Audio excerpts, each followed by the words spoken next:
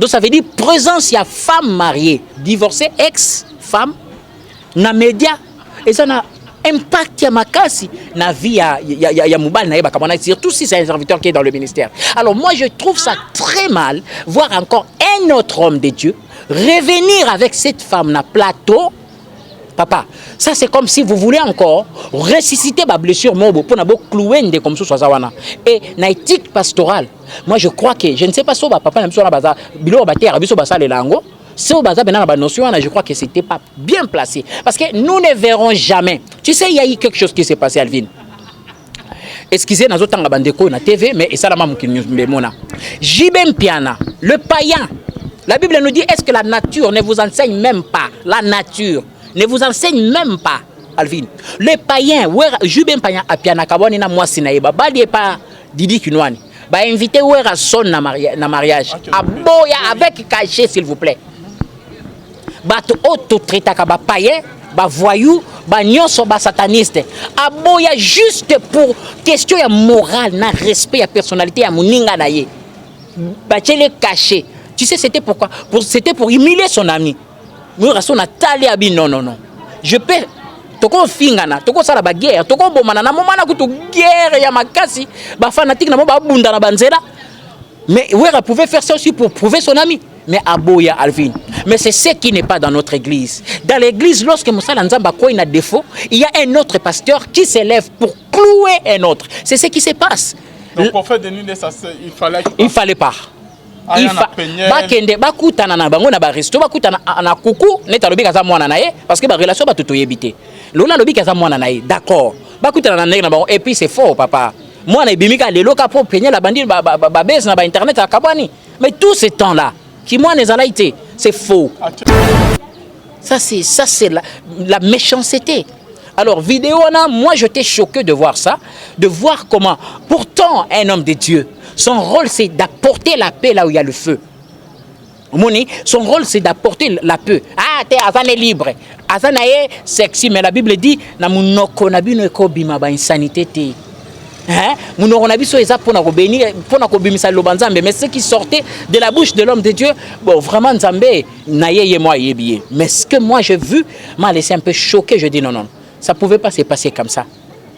Ça, c'est un signe ou soit de la haine ou de la jalousie. Parce que le ministère est au Kende Souste, ministère est au Koufa. Alors, comme Luka Babunda, de toutes les façons, traîner pour le pasteur Mike Abandi, ministère Nelelo, a divorcé, d'accord. La gloire de l'autre dérange les autres. C'est ça la méchanceté. Alvin, moi j'ai toujours dit, les lots soyez. Batubakendelo les abapaye. Les lots oyo. Au moins ba voler rien à croire. Batubakendelo les abapaye. Parce que ba chrétien ba manifester niveau ya haine na méchanceté na niveau moko ya sanate. Chrétien de baté avec obéissance mato sarate. Chrétien de baté avec koya avant heure mayak avant RT. Chrétien de baté avec kopé ça m'a pé sarate. Chrétien de baté avec impudicité na sala avec impudicité. Mais il y a un païen peut-être raté ya maté. Même quand là se convertir au monde qui a avancé ma case si biso tout en église kala to moyo ke jalousie. Kanda. Regarde ce qui se passe dans les réseaux sociaux. Cette vidéo n'a pas la place d'exister. Éthique pastorale na habité soki ezala bongo toté na habité basala nzambe ba olanda biso. Ozo sala muninga. Ko sala na muninga te ozo luka basala yo. O ndima te basala na yo Alvin. Lelo eza pasteur Mike. Lobé ezala mususu lobé ezala mususu lobé ezala wana. Donc pour faire denile ça sali actement yamabe. Yamabe makasi. Non mais tout le monde peut faire ça. Tout le monde peut faire ça, pas un homme de Dieu na télé à moins que ozana na rancune na haine contre Muninga. Toi Azolika profite aussi ma peignelle. Azolika non, il y a beaucoup de choses qui sont là derrière. Moi je demanderais même à pasteur Mike de ne pas regarder même ça. Mais yo kasko biloko ezobima na munoko ya bango. Aye mubimba yo kanzoto sexy. Alvin. Ba minoko oyo tende bando bimsa ba prophétie il y a de temps passé. Ba minoko oyo tena ba miss oyo comme tala ba sexy. O yango ezaki na ba écran prophétique te. Écran prophétique mo ba ucho mo na lobi a ke Kabila zonga na 2023. Ka ba miss ongo yango na te. Mais quel est ce Dieu qu'on sert? Non, parce Parce que les gens vont essayer de dire non, non, à ça, hypocrite, pas Alvin. L'hypocrisie, et c'est que ça, là, on fait là, c'est autre chose. Comprends? C'est autre chose, c'est ça, hypocrite. Mais, morale, il y a beaucoup de moines ensemble, il y a beaucoup de pasteurs, il y a beaucoup de âmes aux autres nanandako, ote ya bangonini. Ote ya bangonini.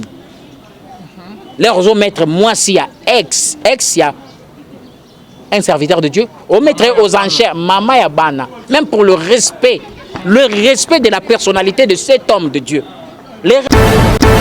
Shalom, shalom, bien-aimés dans les Seigneurs. Un grand merci na binonyon stubozola na biso de partout. Bonzambe na bonzambe lola ezo futa simana onto ya koloba kenzama boto kwaye liso swapi na masa zo saib. Un grand merci na bande onyon stubazo benga biso bakomela biso bien-aimé nzama lola amona bino bisika bozo landa biso. La émission le tozana na tozali na évangéliste immortel kaniki azongeli biso lisusu. En tout cas na yende to solo moi masolo moi mingi bien-aimé dans les Seigneurs. Merci na maman Nabiso Philo Mukwaya Motema ya Bivense de Homo depuis Londres na maman Gisèle Lukelo Motema papa Emmanuel na Boston pe na maman Mami Mbunga Motema ya papa Blaise Mbunga na Suisse. Le pasteur Fezamissia, la bouche autorisée de l'Éternel depuis Zurich Nzamba Lola Amono papa Bonzambe na Bonzambe Yesunde Mosukisi tozaina papa immortel. Shalom papa. Oui, shalom papa Alvin. Bonne santé, ça va? Nzamba zo salangolo. En tout cas, tous ces rien que la vérité, tous les bande au bazo la nabiso papa, aux anakin, au moyen tout s'est passé na corps de Christ na kibonzambe, na lingaye que avant que tout côté dans mosinga, tout le moi extrême que ya vidéo muke, on dekonayo penyel et moi c'est ya ndekonayo Mike Kalambay, azolo bakazali na célibataire, c'est de na prophète Denis Lessi, baya na bango bako sa ba demande ba CV azana libre quoi. Après c'est ba critère na quoi. Ya mi ba réaction non papa. Bon, moi j'aimerais dire d'abord merci à tout le monde qui nous suivent et rapidement na mes kako peut-être qu'on s'excuser pour l'autre fois ba tebele ba mon peut-être un peu l'écolo parce que c'était sous choc Keroyoka Biloko Oyo et Bimanki Alvin. Rôle n'a biso ya ko zala ba berger na kata temple na kata église. Lorsque le mensonge commence à prendre la place dans l'église, lorsque de mauvaises choses, comme l'apôtre Paul a toujours dit, il faut dénoncer. Ce que j'ai dénoncé l'autre fois, c'était le mensonge autour de ce qui s'est parlé hein, au travers d'un homme de Dieu qui est passé à la télé pour dire quelque chose qui n'existait pas. Alors, choc wana, on était vraiment très choqués on avait aussi droit il y a réponse, hein? Droit de réponse des balobar. Bon, pour moi aussi que j'aime aussi, je salue d'ailleurs en passant. Bon, c'est sa vie, hein? Chacun a sa vie à Alvin. Chacun a sa vie. Il y a le bien comme libre et puis il y a libre. Tout le monde est TV le bien comme libre. Il est bon comme libre. Ouais, bon, bah ça la demande back in côté ça, bien que moi, je ne sais pas, bon. Je ne sais pas quoi dire autour de ça. Papa, nature et Seigneur était comme on a que moi si a frère Mike Kalambay, comme le loco na pasteur et prophète des nations de Niles, à propos bazo tenir comme on bon Alvin, eza eloko moko boye. Bon, on a la vidéo on a dire Yann de Copeniel, bon ça me fait pas, c'est une femme qui a besoin aussi de la vie, qui a besoin de faire sa vie, de construire sa vie. Elle connaît ce qui est passé, n'a passé, naïe. Yenda Yebi, moi, mon frère aussi, le pasteur Mike, que je salue rapidement. À la femme, il y a pasteur Nabiso, qui est un ami, un grand ami, un frère à moi. Papa Mike, que je salue. Dur naïe et déranger, vraiment. Ce qui m'a un peu dérangé, c'est la vidéo que j'ai vue. Au Moni, homme de Dieu, soit leader, au Babema Liboso, hein, qui sont nos grands frères, nos aînés, nos parents, bangonde bateya biso, notion à éthique pastorale, morale, déontologie, tout ça là. Éthique pastorale. Je ne vois pas ça bien, hein?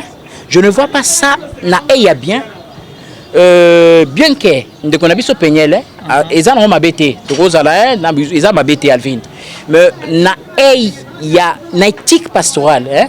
Je ne vois pas ça bien. Na plateau moko, na prophète, hein? Bazolo ba tout bonnement, tout ce qui est en train de se dire là, Alvin, il y a une vérité qu'on doit se dire en face. Ça, je vais te dire ça. Moukileko, ça semblant. Le monde peut faire semblant de ne rien voir. Mais beaucoup connaissent la vérité. Au moment où il sortie médiatique, il y a surtout à Péniel. Ils ont un impact terrible dans la vie, il y a Pasteur Mike. Ah bon? Ils ont un impact sur sa santé. Péniel, excusez-moi, maman Péniel, parce que c'est une mère des enfants, avec tout respect, moi j'aime respecter nos femmes. Maman Péniel, moi si, il y a babala nambongo, 1, 2, 3, 4, 5, baboti bana, mi balé. Eza petite amie, makangoute, moi si. Tu vois? Alors, même par notion ya morale, notion ya morale, d'un homme de Dieu par rapport à un autre homme de Dieu, je vis cette vidéo très mal de voir un homme de Dieu en train d'encourager et dire tout ce qui est en train de se dire dans la vidéo. Et ça ne passe. Penyela go sa ba vidéo na yende na lingi aza mutu ana besoin ya vie na ye aza na droit à vivre. C'est comme si abana ko cacher caractère mobo sima ya pasteur Mike Kalambai. Beaucoup de choses sont sorties après.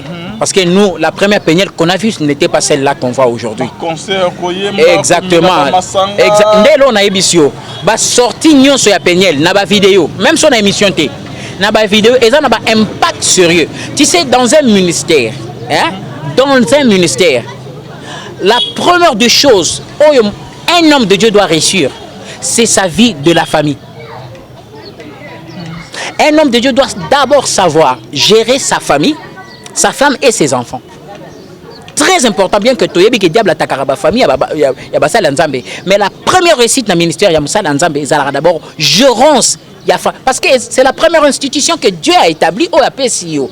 On peut gérer foule et abatouté, sans on peut gérer moi si naba na yo tezalate. Yango moni ba ministère belé Basal Nzambe ba échoua à cause de l'okwana.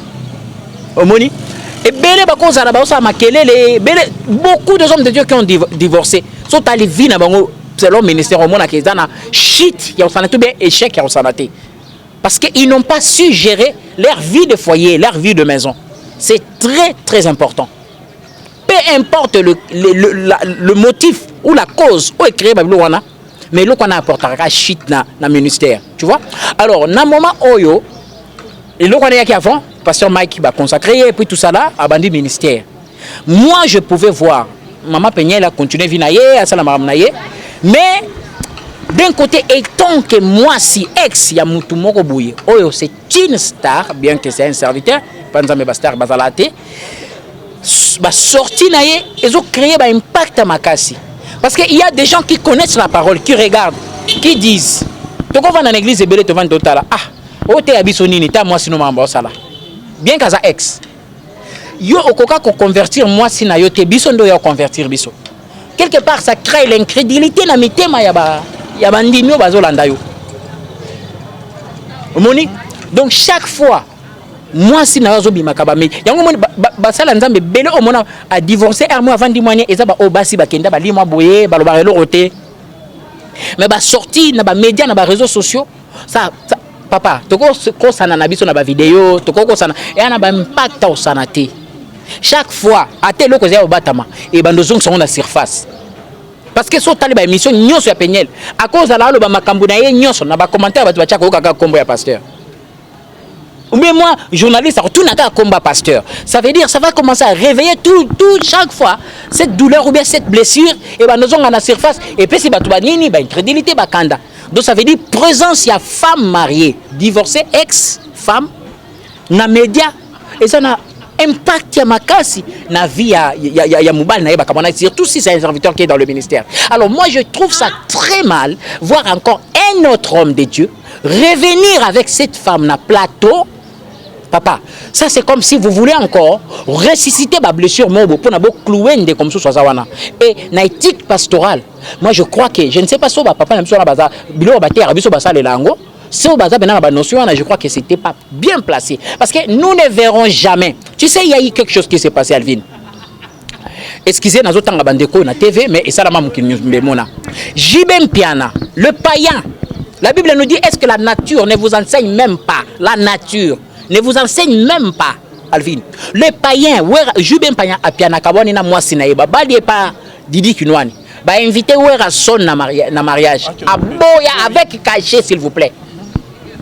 Bato auto traitaka ba païen, ba voyou, ba nyonso ba sataniste. Aboya juste pour question ya morale, na respect ya personnalité ya muninga na ye. Ba tchele caché. Tu sais c'était pourquoi? C'était pour humilier son ami. Moi son atali abi non. Je peux toko fingana, toko sala ba guerre, toko bomana na momana kutu guerre ya makasi, ba fanatique na mo ba bunda na banzela. Mais Wera pouvait faire ça aussi pour prouver son ami. Mais Aboya Alvin. Mais c'est ce qui n'est pas dans notre église. Dans l'église, lorsque Moussa Lanzamba a un défaut, il y a un autre pasteur qui s'élève pour clouer un autre. C'est ce qui se passe. Le prophète Denis, il fallait pas. Bakutana na bango na ba resto bakutana na kuku neta lobi kaza mwana na ye parce que ba relation ba toto yebité. Lona lobi kaza mwana na ye. D'accord. Bakutana na na bango et puis c'est faux papa. Moi na bimika lelo ka pour peigner la bandine ba base na ba internet à Kabani. Mais tout ce temps là qui moi les alaité, c'est faux. C'est faux. Bon en fait voilà na lobango si mavana chité, c'est faux. L'éthique pastorale, hein? Même que éthique pastorale t'es papa. Nandenge ka ya moral kaka. Ataka ndo za ba journaliste boy. Ndeko no moi journaliste au monde ba beba na moi sinaye tout ça là et bon yo za la camarade journaliste na fait to kei ozope sa ba cadeau solo ba papa. Ça c'est la méchanceté. Alors vidéo là, moi j'étais choqué de voir ça, de voir comment pourtant un homme de Dieu, son rôle c'est d'apporter la paix là où il y a le feu. Son rôle c'est d'apporter la paix. Ah, t'es Azan est libre. Azan est sexy, mais la Bible dit na munoko na bino ekobima ba insanité te. Hein? Munoko na biso eza pona ko bénir, pona ko bimisa lobanzambe, mais ce qui sortait de la bouche de l'homme de Dieu, bon vraiment Nzambe na yeye moi yebié. Mais ce que moi j'ai vu m'a laissé un peu choqué, je dis non. Ça ne pouvait pas se passer comme ça. Ça, c'est un signe ou soit de la haine ou de la jalousie. Parce que le ministère est au Kende Souste, ministère est au Koufa. Alors, comme de toutes les façons, traîner pour le pasteur Mike Abandi, ministère Nelelo, a divorcé, d'accord. Bien que même nous avons un sujet autour de remariage qui la Bible n'a jamais permis. Hein? Parce que la Bible nous dit que Kabani. Faut mon gars, c'est la team sous sa couvre. N'habitez ceux qui n'ont erreur dans la place. Alors, bien que ça, mais un ministère mobile, à construire un ministère, ils sont trop jeunes. Et les gens sont en train de l'apprécier. Et moi, personnellement, je l'encourage. Je vois très mal, la minute où je me vois très mal. Je me vois très mal. Parce que Pasteur Mike Ndazawana, c'est comme si on est en train d'encourager. Parce que chaque fois, et d'un coup, il y a déjà un peuple qui commence à lui faire confiance. Parce que c'est aussi un humain qui peut commettre des erreurs, qui peut commettre des défauts, bien que c'est un serviteur de Dieu. Mais essayez, ayez. Moi j'étais choqué de voir ça. J'étais choqué vraiment de voir ça. JBC ne peuvent pas faire ça. Pourquoi nous, enfants de Dieu, on va arriver là? La jalousie, la haine, la colère envers les autres. Alors, église n'a pas sur les lots, basé église autour, il y a haine, la jalousie. Église est comme au Koufa. Passer dans poison. Passer créer des problèmes pour Moninga à Kundama. On a écouté avec toi beaucoup Moïse Mbiye tout ça là, il y a eu de complicité, conglomérat pasteur pour mettre par terre la gloire de l'autre, de ranger les autres. C'est ça la méchanceté. Alvin, moi j'ai toujours dit les lots soyez les abapaye. Les lots oyo au moins voler rien à croire. Parce que les chrétiens va manifester niveau ya haine na méchanceté na niveau moko ya sanaté. Chrétien de bâté avec obéissance mato s'arrêter. Chrétien de bâté avec koya avant heure mayak avant RT. Chrétien de bâté avec kopesa ma pesa raté. Chrétien de bâté avec impudicité na sala avec impudicité. Mais il y a un païen peut-être raté ya maté. Même qu'on là se convertir au monde que azo avancer ma case si biso tout à l'église kala to moyo que jalousie. Kanda. Regarde ce qui se passe dans les réseaux sociaux. Et tout ça là se passe dans les réseaux sociaux. Rancune entre pasteurs. La Bible me dit dans le livre de Jacques Awa, rapidement, papa. quand même tozo et ça émission tu es mais parole de Dieu qu'on raté. Jacques chapitre 4 verset 1. D'où vient le lit, d'où vient le querelle parmi vous? N'est-ce pas de vos passions qui combattent dans vos membres? Vous convoitez et vous ne possédez pas. Vous êtes meurtriers et enviés et vous ne pouvez pas obtenir. Vous avez de querelles et de lit et vous ne possédez pas parce que vous ne demandez pas. Papa, ba lutte, ba querelle, ba unanimité, ba biloko wana surtout et outil à cause à convoitise. Oh azaboué. Ah oh comme aboué, na sandeni. Ah ouais ministère comme mata. Na créer ka elo mobo poto ko isaye. Ah Mike ndeni parce que Mike comme mo na mikolo aza la présidence, azo l'accent tozo benga na téléphone ezo yambate ade to créer. Ozawa puis ya ka to sala émission, ba biloko ezo sala ba mikolo yango yo Alvin. Te faire chiter moko. Asal oh ya sala l'erreur. Oh ya sumuki d'accord. Aleki a confessé à Sengi pardon. D'accord, ça ne vaut même pas la peine Alvin. Cette vidéo n'a pas la place d'exister. Éthique pastorale na ebité soki ezala bongo to te na ebité basala nzambe ba Holanda biso. Ozo sala muninga. Ko sala na muninga te ozo luka basala yo. O ndima te basala na yo Alvin. Lelo eza pasteur Mike. Lobe ezala mususu lobe ezala mususu lobe ezala wana. Donc prophète Denis ça sali actement Yamabe. Yamabe makasi. Non non mais tout le monde peut faire ça. Tout le monde peut faire ça. Pas un homme de Dieu na télé à moins que ozala na rancune na haine contre Muninga. Toi Azolika profime aussi ma peignelle. Azolika non, il y a beaucoup de choses qui sont là derrière. Moi je demanderais même à pasteur Mike de ne pas regarder même ça. Attends écoutez. Parce que les gens provoquent comme ça. Al-Zelata peut-être Oloba, Abima, Moni, tout ça là. Les gens comme ça. Mais moi, je crois que l'église d'aujourd'hui, nous devons cultiver cet amour. L'amour couvre, l'amour pardonne, l'amour supporte, Alvin. Bolingoana Oyo, et ça là qui est construit l'église. L'église est comme une haine, il y a au sanati. Haine, il y a au salati. Mais yo kasko biloko ezobima na munoko ya bango. Aye mubimba yo kanzoto sexy. Alvin, ba minoko oyo tende bando bimsa ba prophétie il y a de temps passé. Ba minoko oyo tena ba miss oyo comme tala ba sexy oyo yango ezaki na ba écran prophétique te. Écran prophétique mo ba ucho mo na lobi a ke Kabila azonga na 2023. Ka ba miss ongo yango na te. Mais quel est ce Dieu qu'on sert? Non, parce que les gens vont essayer de dire non, à ça hypocrite, pas Alvin. L'hypocrisie, et c'est que ça là on fait là, c'est autre chose. Comprends? C'est autre chose, c'est ça hypocrite. Mais moral, il y a beaucoup moins d'ensemble, il y a beaucoup pasteur, il y a beaucoup âme aux autres nanandako, oté à bangonine, oté à bangonine. Leurs autres maîtres, moi s'il y a ex, il y a un serviteur de Dieu, on mettrait aux enchères, maman yabana, même pour le respect de la personnalité de cet homme de Dieu. Le respect. Si vous avez une relation, si vous avez Peniel a droit de reprendre sa vie. Peniel a droit de recommencer sa vie. Ça, c'est sa vie, Alvin. A droit. Mais moi, je regardais, je dis non. Ça, il y a la haine. Il y a quelque chose qui ne va pas. Parce que tout comme les gens à la télé, Mike n'a pas mingi, m'zoko linga été. Vous comprenez? Mike n'a pas mingi, m'zoko linga été. Au Canaïe, ça là. Parce que moi, je ne pense pas, je ne vois pas où est Rasson. Où est Rasson à tellement ça la JB Bongo. Si où est Rasson que nous avons traité des païens, il n'a pas pu faire ça à JB. Combien un homme de Dieu est en train de faire à son ami?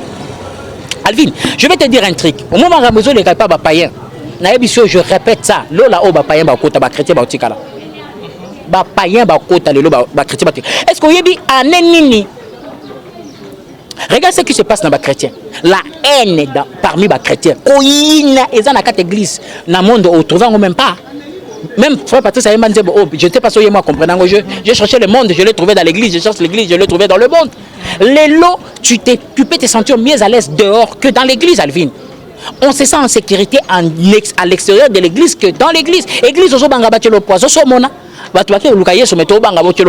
Église bangisa go dipo ba yibo ba téléphone na kati église Alvin lelo oyo sotali image ya église ya lelo na ba païens les païens font plus l'église que nous neti par exemple na tuna obi age nini anenini Kofi Olomide ba balana na mama lia mais on traite Kofi Olomide de tout mais jusqu'aujourd'hui azala moi sinaye obi combien des années, excusez, combien des années où est Rasson Babalani na Mampata?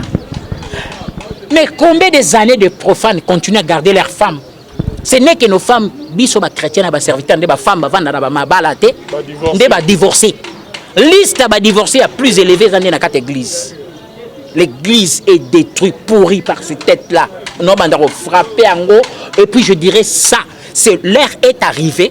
On ne touchez pas. Non, l'heure est arrivée de se regarder en face, de dire à nos pasteurs, nos leaders, de se repentir, de reprendre cet évangile de la vérité. Ba pasteur va manifester haine na public nyonso public ezomona. Ba pasteur va manifester jalousie ba pasteur ebele ba kufi a Alvin. Ebele ba kufi na ba maladie ya sida.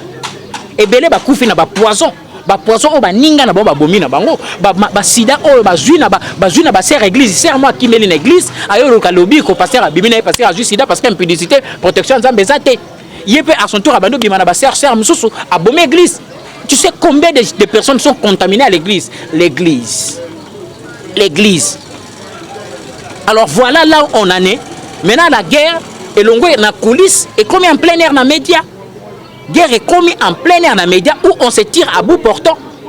Moi, je n'interdis pas des sorties médiatiques. Il y a prophète Nabiso. Parce que parmi les choses qu'il dit, il dit vraiment des choses vraies. Parce qu'Ayebi, ils ont été des amis. Bazala amis. Banda ko mela bazo kuta la bango bando mela Alvin ndeno bando mela na ebite sozo ka langage nanga bando mela maïté omoni maïté. Alors à ce niveau là fait que bayebani omoni. Alors moi je vois s'ils ont des comptes à rendre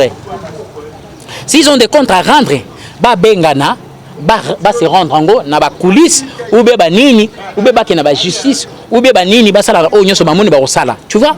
Mais oyo wane comme sala en plein air, c'est la honte qui revient à l'église. C'est la honte. My daddy, tout ça là. Et moi c'est ex il y a pasteur mususu netio bo mettre aux enchères Alvin. Et ça Sony. Et à Sony makasi. Et ça Sony ya ko saranate. Bazwa ex il y a pasteur mususu ba mettre aux enchères. Nazo bisayo Alvin, on peut se voiler la face, on peut se mentir. Toutes les sorties, sorties médiatiques, tout, même les vidéos sur internet, il y a Peniel, il y a maman Peniel. Et ça a maman impact dans le ministère, il y a pasteur, la vie à pasteur Mike. Et ça passe. Et bon, moi aussi d'un côté, je regarde la vidéo ou bien soit en commençant par la vidéo, na ba photo. Je sais que maman Peniel a sa vie naïe. Hein? Mais en la regardant, tu vas voir que c'est une femme avec personnalité. Hein? Une femme vraiment avec personnalité. Au monde est vraiment. Bien qu'il y a des choses où elle a touché un peu les bas. Tu sais, lorsque aux autres publient dans internet des photos de sous-vêtements, une vidéo, un pasteur, des fois on les fait aujourd'hui.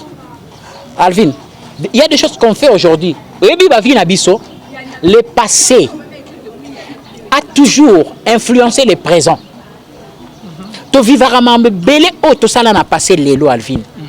Bah erreur il y a passé mutu belé mutu bon ça là qui nduma n'a passé avec la maladie l'élo. Bah conséquences il y a passé nous les vivons au présent.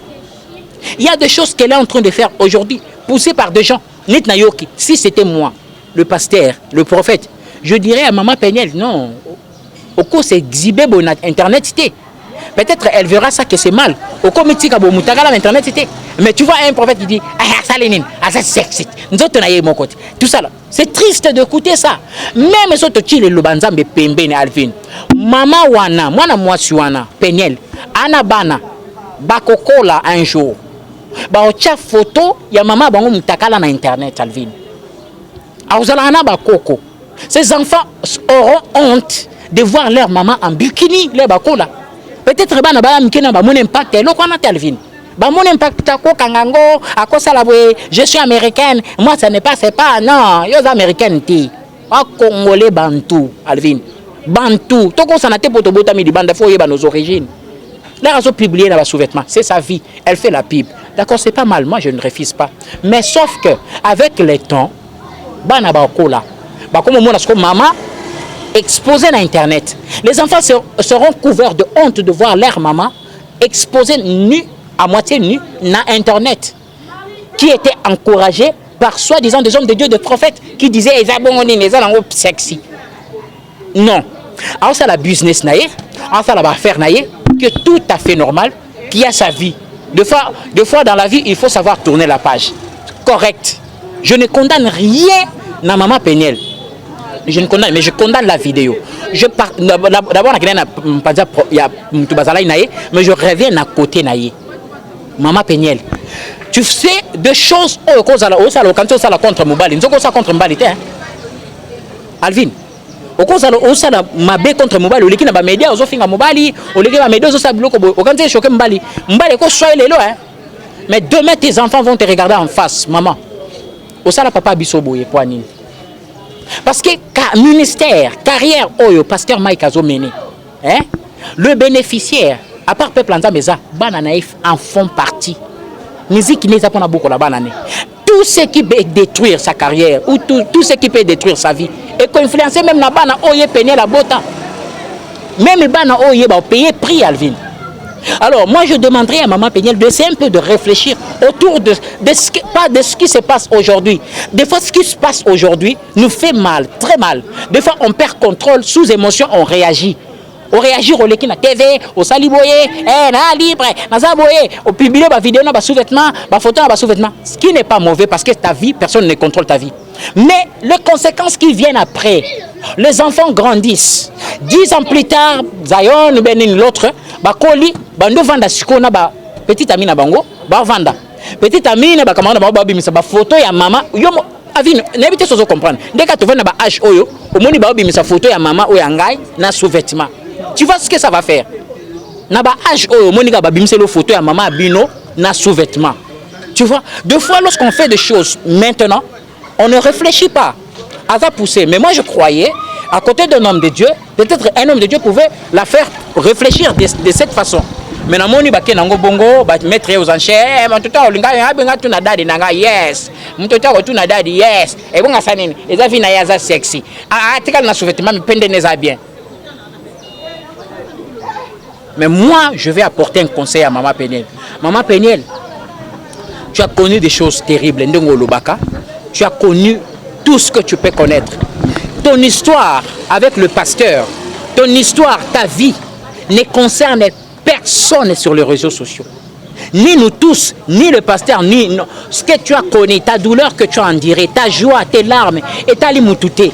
Alors ne permets pas qu'il y ait des conseils autour de faux qui n'ont peut-être pas de conseils à t'apporter, induire une erreur.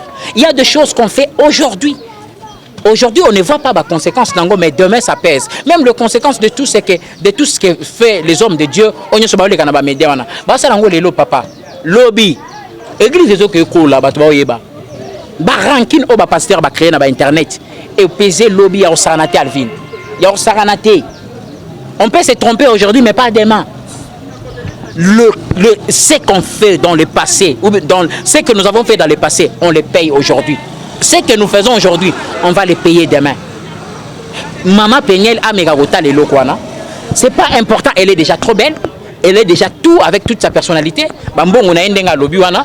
A mégagota les lokwana. A mégako limité autour de sa personnalité. Pas pour nous.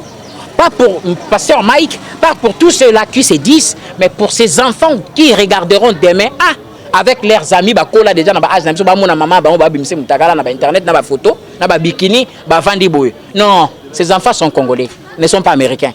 Ba yo ka Sonia ou la sa photo maman ba on a sous-vêtements na miso ba to Alvin. Toko sanate. Ba to ba betele maboko lelo, lobi ba ofinga e.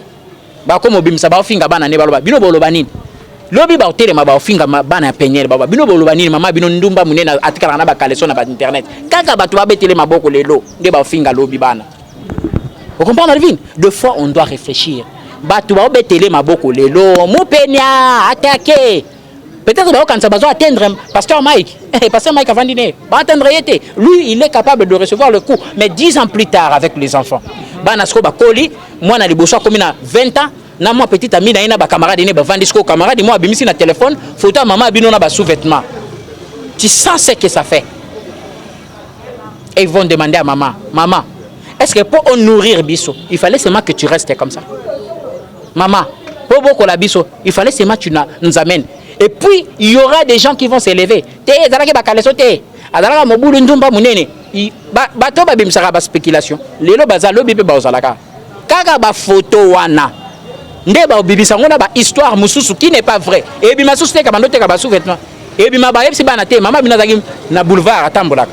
Photo yango yo.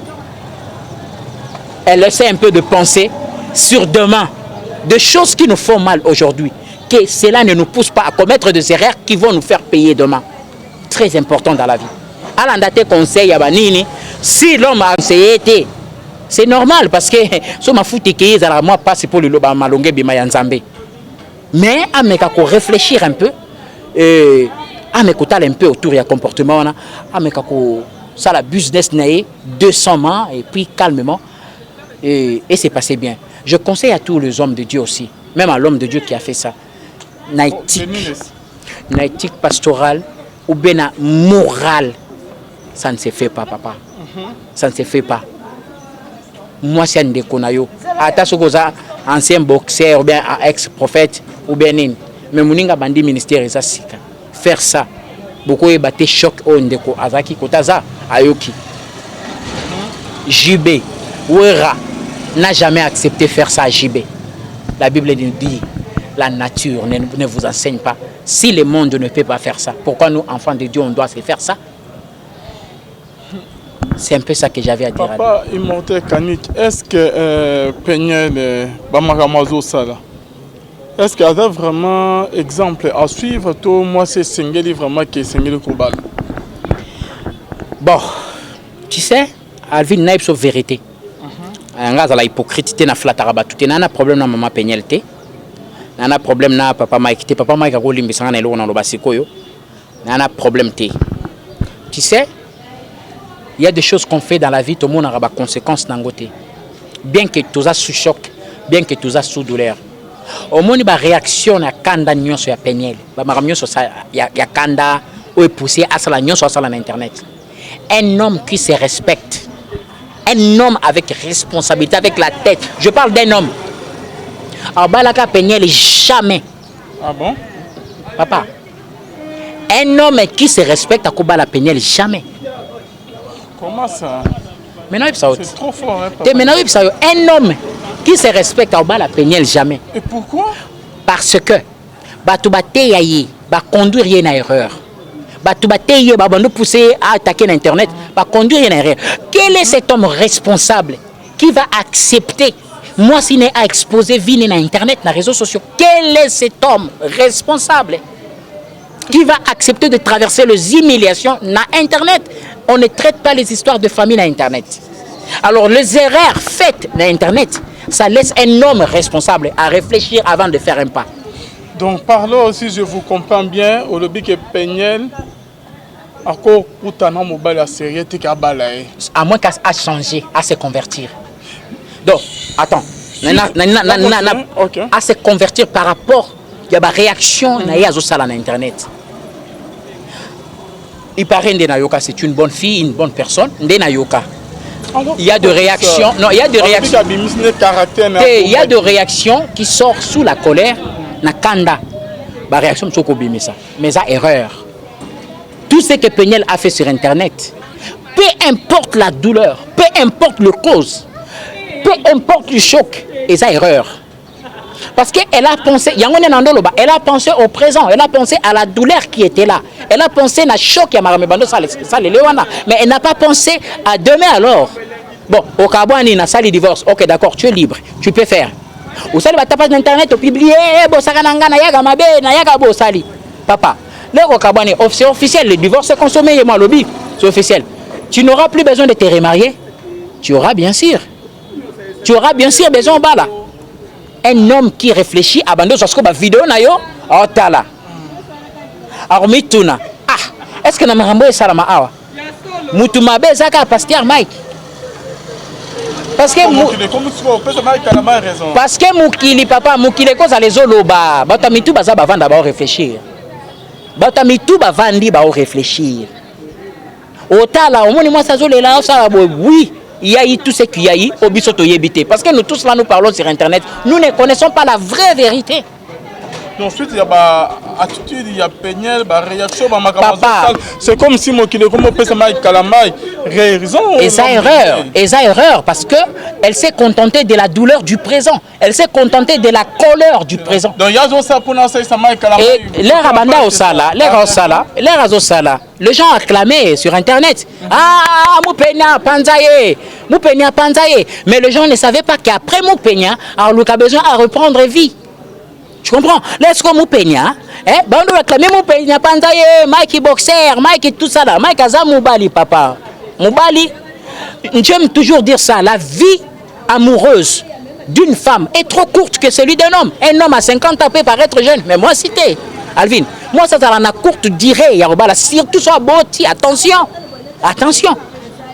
Mike a wana, 10, 50, 51, 5, 60, tu peux boire, mais moi ça 60, faut pas m'engendre landama. Tu comprends? L'horreur est bandi wana. Peu importe le choc, peu importe la douleur, peu importe ce qu'il y avait, il fallait battre tango. Mais c'est là ce que pourquoi Makambo Baganga qui n'a internet va conclure pour traiter dans l'amiable bâti que la maille qui bana. Vous voyez les erreurs. On commet d'abord les erreurs avant pour réfléchir après. Omoni parce que biloko oba solo lelo les ba vandi ba solo la pour ba libérer bana ba yokana. Il y a eu conversation. Non, Mike a côté pas pienel maman suka bana bimi non, ba kuten ba solo li. Mais pourquoi ils ont parlé na calme? Pourquoi ils n'ont pas parlé na calme? Biloko nyo surtout peigner la bande sur internet. Poussé par la foule, poussé par le public. Le public, des fois, te pousse à faire des erreurs. Et pousse ça, l'erreur sans réfléchir. Le public est poussé. Maintenant, là, accord. Alors, après, il y a comme un moloba. Tout va pousser à Moupena, comme Mike Azan a raison. Moi, je suis c'est la même chose lorsqu'on a désir avant discoyo n'a aucun petit critère batambongo batanini n'a aucun petit critère mais ce qu'on a pas critère on a batamaye les peu bazati batamaye les peu bazati ko bavandi bazongi sisko film na yondo bandaka ndebo bembani na internet bando tala sko ba attitude bando tala ba biloko bando tala ce que tu as fait muta comme tout toi comme ba kamonoko internet c'est à cause c'est pour comment dire une copine passagère quoi pour ça libala babimi à sundoli à boakisi mais oui penya la biblia qui mobile moba zala ki ne awa ba biblia mobile moba suki to éviter penya la luka mobile mususu ça veut dire que mobile ba suki quelque part tu vois.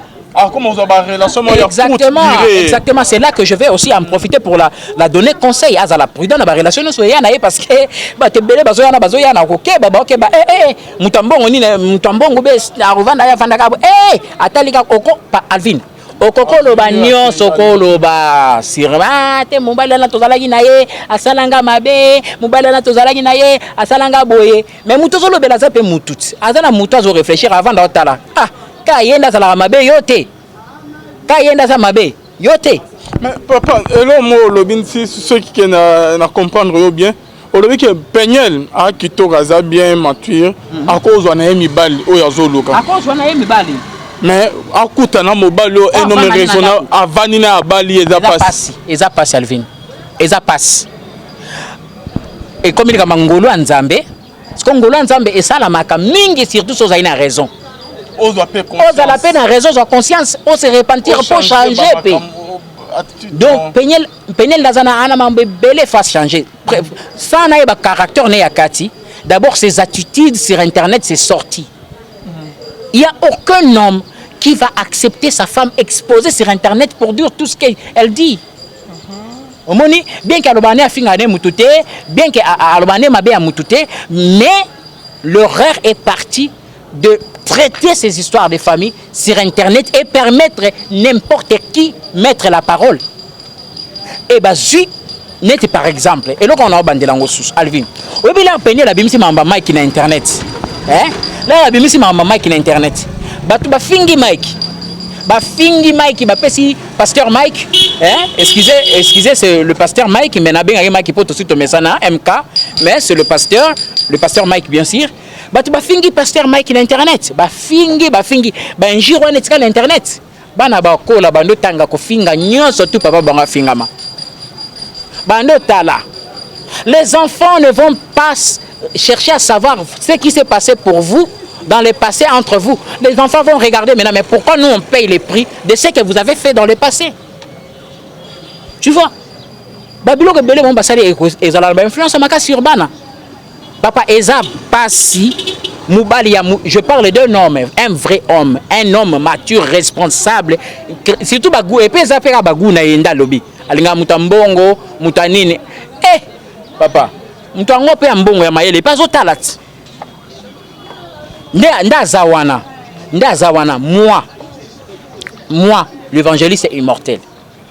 Avec tous les respects que j'ai surtout pour le pasteur Mike et pour elle doit prendre du temps de se reculer d'abord de réseaux sociaux. Soit à d'autres en libala. À moins qu'elle na nini ne ya business ndalingi abalati. Parce que ça c'est ce qui pointe à l'horizon. Ce qui pointe soit azaka na réseaux sociaux abalati azaka wana. Azalaka wana abala na eti. Azaka wana zotanga taswa ngabi mzaka ozisho mobali msusu ebongo ya Côte d'Ivoire bakabane susu Congolais mutute les humains sont bizarres ils t'acclament aujourd'hui là abimisi relation amina ya Côte d'Ivoire oki ba Congolais nde babando clamer Michael kansaki nini Bogar ye abimi Bogar lobby toki supenya lo tena lo kambali eboya Côte d'Ivoire akio ape yele otelengani papa Congolais za mutute bablo ebele ba betele maboko ba enduire na ba erreur ya makasi.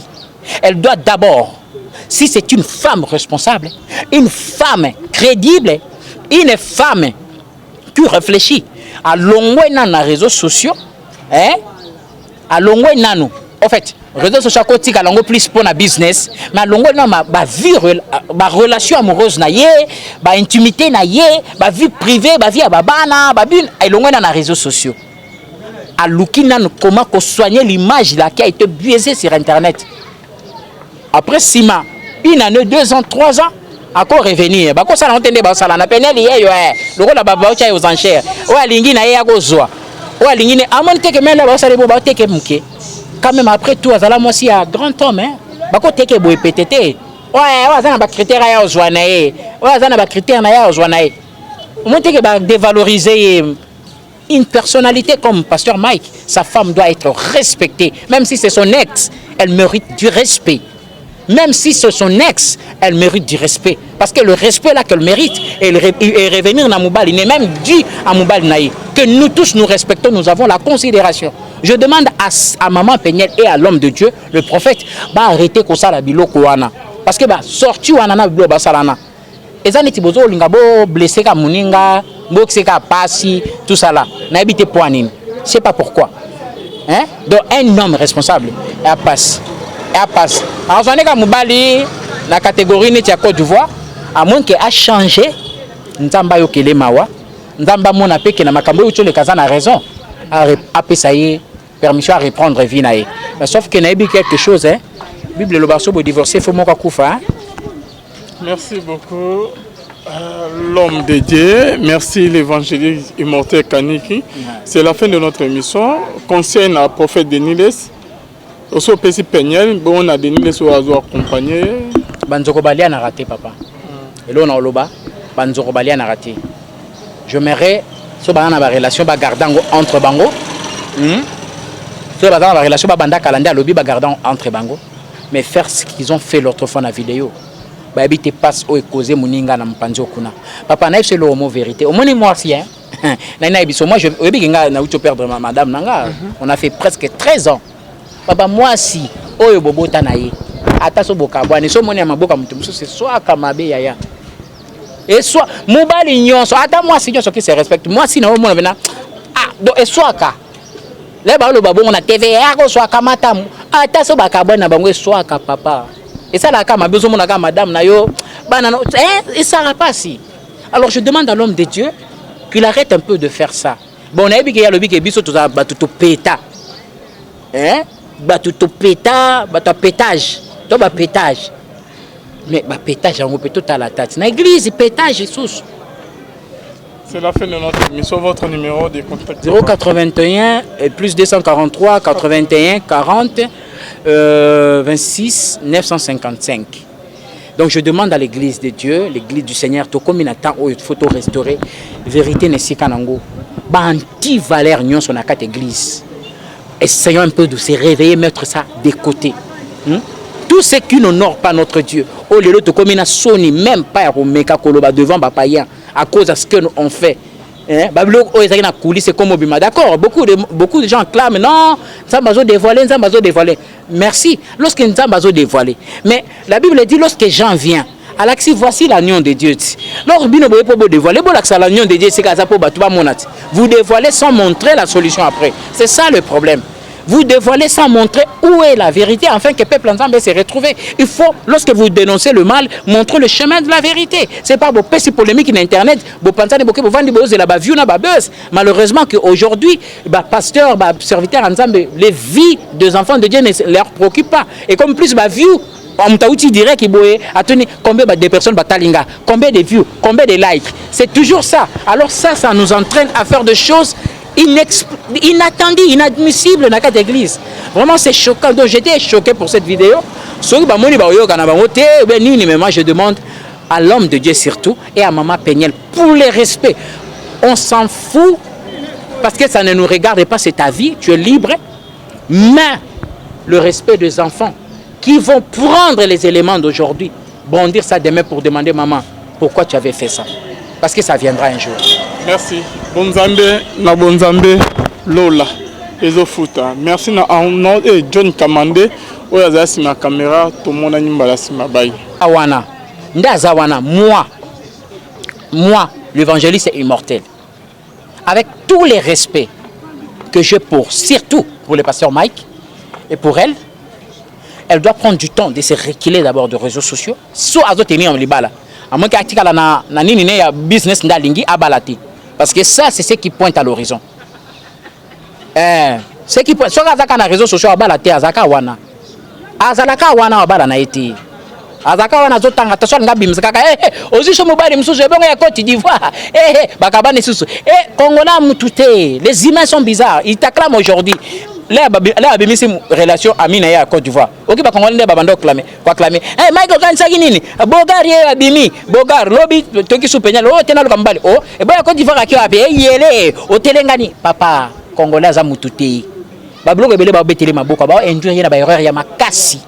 Elle doit d'abord, si c'est une femme responsable, une femme crédible, une femme qui réfléchit à longue dans les réseaux sociaux, à longue nano en fait réseaux sociaux côté à longue plus pour na business mais à longue na ba vie ba relation amoureuse na yé ba intimité na yé ba vie privée ba vie à babana ba bin à longue na réseaux sociaux à lukina comment soigner l'image là qui a été biaisée sur internet après 6 mois 1 année 2 ans 3 ans encore revenir ba ko ça na entendre ba ça na penel yé yo le rôle ba ba cha aux enchères o alingi na yé ya ko zoa ou aligné à mon teke mais là ça les boba teke mouké quand même après tout azala moi si un grand homme bako teke boy PTT ouais ça na ba critère ya ozwanae ouais ça na ba critère na ya ozwanae mon teke ba dévaloriser une personnalité comme pasteur Mike. Sa femme doit être respectée même si c'est son ex, elle mérite du respect. Même si c'est son ex, elle mérite du respect. Parce que le respect là qu'elle mérite, et revenir à Moubali, il est même dit à Moubali Naï, que nous tous nous respectons, nous avons la considération. Je demande à Maman Péniel et à l'homme de Dieu, le prophète, arrêter comme ça la bilo kouana. Parce que sorti ou anana bilo basalana.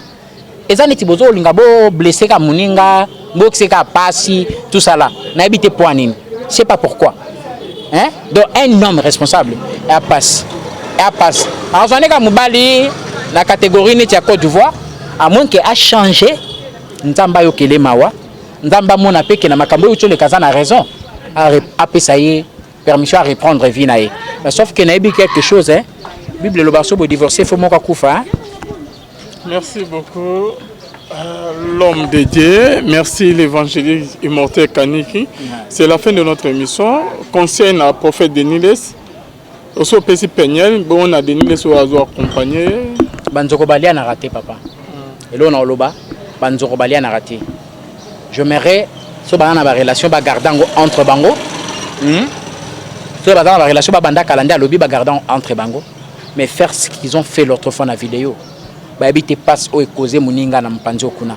Papa, naïf c'est le mot vérité. Au moins, moi, si, moi, je vais perdre ma madame Nanga. On a fait presque 13 ans. Papa moi si oyo bobota na ye ata so boka bwana so moni ya maboka mutu mususu so akamabe yaya Et soit mobile nyonso ata moi si nyonso qui se respecte moi si na mo na donc et soit ka les ba lo ba bon na TVA ko soit ka matamu ata so ba ka bona bango soit ka papa et ça la ka ma besoin na ka madame na yo bana et ça va pas si. Alors je demande à l'homme de Dieu qu'il arrête un peu de faire ça. Bon na ebike ya lobi ke biso to za batuto peta batuto peta bata pétage to ba pétage. Mais bah pétage on peut tout à la tête. Na église pétage sous. C'est la fin de notre émission. Votre numéro de contact 081 et plus 243 81 40 26 955. Donc je demande à l'église de Dieu, l'église du Seigneur, tout comme il attend où il faut tout restaurer. Vérité n'est si kanango. Bah anti-valeur nyon son akat église. Essayons un peu de se réveiller, mettre ça de côté. Tout ce qui n'honore pas notre Dieu, oh les autres comme il soni même pas romeka koloba devant papayen à cause de ce que on fait. Bablo oh ezaki na coulisse comme obima. D'accord, beaucoup de gens clament non, ça bazo dévoiler. Merci. Lorsque nous bazo dévoiler. Mais la Bible dit lorsque Jean vient, Alexis voici l'agneau de Dieu. Lorsque bino boye pour dévoiler, bon l'accès l'agneau de Dieu c'est kaza pour batuba monat. Vous dévoilez sans montrer la solution après. C'est ça le problème. Vous dévoilez sans montrer où est la vérité, afin que le peuple ensemble se retrouve. Il faut, lorsque vous dénoncez le mal, montrer le chemin de la vérité. Ce n'est pas vos petits polémiques sur Internet, vos pensées, vos ventes, vos buzz. Malheureusement qu'aujourd'hui, pasteur, serviteur ensemble, les vies des enfants de Dieu ne leur préoccupent pas. Et comme plus, view, on t'a dirait qu'il y a combien de personnes batalinga, combien de views, combien de likes. C'est toujours ça. Alors ça nous entraîne à faire des choses inattendu, inadmissible dans cette église. Vraiment, c'est choquant. Donc, j'étais choqué pour cette vidéo. Mais moi, je demande à l'homme de Dieu surtout et à Maman Péniel pour le respect. On s'en fout parce que ça ne nous regarde pas, c'est ta vie, tu es libre. Mais le respect des enfants qui vont prendre les éléments d'aujourd'hui, bondir ça demain pour demander maman, pourquoi tu avais fait ça? Parce que ça viendra un jour. Merci. Bonzambe, na bonzambe, Lola, Ezofuta. Merci na John Kamande, oya za sima caméra, tout le monde a nimba la sima bayi.